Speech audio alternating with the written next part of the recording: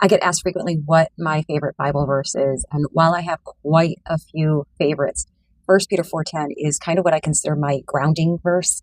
It's what I use to remind myself of my purpose and my goals and my role.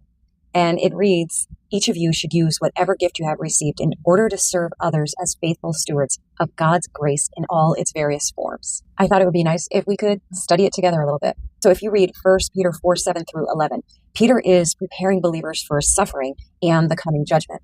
He's urging Christians to live intentionally and soberly, lovingly, and faithfully in light of eternity. Using your gifts is part of how we show the world God's grace in action.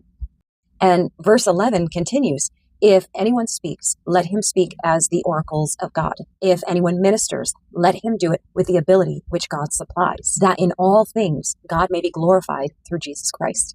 So for me, whether I'm speaking on my show or writing books or even doing those small behind the scenes acts of service, the point of everything is that God gets the glory, not me, not us.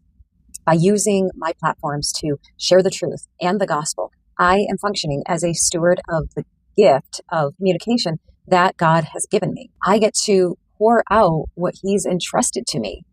And it's not just for my own satisfaction, but so the people who hear me and watch my videos might encounter the grace of God in action. And this verse is so important to me because it also keeps me humble. I don't get to boast about my gifts or my successes or my following or any of the things because they aren't mine in the ownership sense. We, all of us, are just caretakers, faithfully passing on what God entrusted to us. And so that is why 1 Peter 4:10 is so precious to me, and it is just engraved on my heart.